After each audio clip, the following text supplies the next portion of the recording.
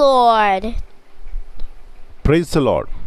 పిల్లరా, ఈ యొక్క ఉదయకాల సమయంలో దీని వాక్యాన్ని చదువుకుందాం. కీర్తన గ్రంథము 36 అధ్యాయము 9వ వచనం.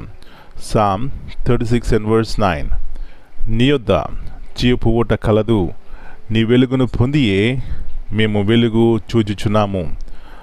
For with thee is the fountain of life. In thy light shall we see light. యేసు ప్రభువారి అతి శ్రేష్టమైన నామంలో పిల్లరా మీ అందరికీ శుభములు తెలియజేస్తున్నాను. మరి ఇక నూతన ఉదయకాల సమయాన్ని బట్టి దేవునికి కృతజ్ఞతాస్తులు చెల్లించుకుందాం. ఇక్కడ ఒక చక్కని మాట మనం వింటున్నాం. నీ యొద్ద జీవపు ఊట కలదు. ఈ ఉదయకాల సమయంలో పిల్లరా అనేక మంది వ్యక్తిగతంగా ఆయా పరిస్థితులు బట్టి చచ్చిన వారి వల్లే ఉంటారు. అయితే ఒక సత్యము గుర్తించాలి. ఏమిటంటే ఎవరి యొద్ద జీవపు ఊట ఉందండి, ఆయన యొద్దకు వెళ్ళినప్పుడు ఆయన మన జీవింపచేస్తాడు. మన బ్రతుకుకు అర్థమును ఆయన కలుగజేస్తారు. మన జీవితాల్లో ఏ స్థితిలో అయితే మనం పడి ఉన్నామో అక్కడి నుంచి లేవనెత్తారు. అందుకే ఆయన దీనులను లేవనెత్తే దేవుడై ఉన్నాడు. నా ప్రియ సహోదరి, ఉదయకాల సమయంలో ఒక సత్యాన్ని గుర్తించుకో. మనము సేవిస్తున్నటువంటి దేవుడు మనల్ని జీవింపచేసేవాడు. ఆయన జీవపు ఊట, ఆయన వెలుగై ఉన్నాడు. కాబట్టి విశ్వాసం ద్వారా మనము జీవిద్దాం. ఆ విధముగా ఉండడానికి దేవుడు మన కృప చూపెట్టును గాక. ప్రార్థన చేసుకుందాం. జీవముల దేవ, పరిశుద్ధమైన తండ్రి, మరి నూతన ఉదయకాల సమయాన్ని బట్టి మీకు వందనాలు చెల్లిస్తున్నాం. ప్రభా, ఎన్నో రీతిలుగా మా జీవితాల్లో చచ్చిన స్థితిలో ఉన్నప్పుడు మీ మాటలు మమ్మల్ని బ్రతికిస్తుంది. అందును బట్టి మీకు వందనాలు.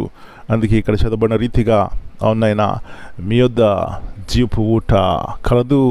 అవునైనా మీ వైపు చూసినప్పుడు మా జీవితాలు ప్రభా మేము జీవిస్తాం. కాబట్టి సహాయం ఇచ్చేయండి. ఉదయకాల సమయంలో మా పిల్లలందరినీ దర్శించండి. ఎవరు ఏ పరిస్థితిలో ఉన్నా మీ వైపు చూసినప్పుడు బ్రతుకుతారు ప్రభా. కాబట్టి సహాయం చేసి నడిపించండి.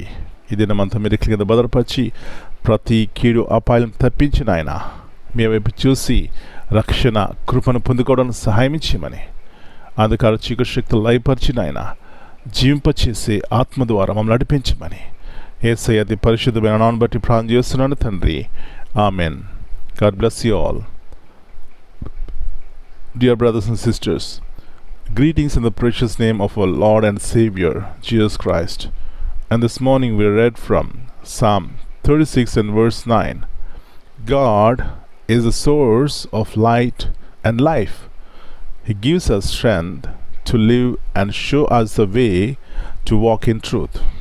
When we stay close to Him, we experience true joy, clarity and purpose. Amen.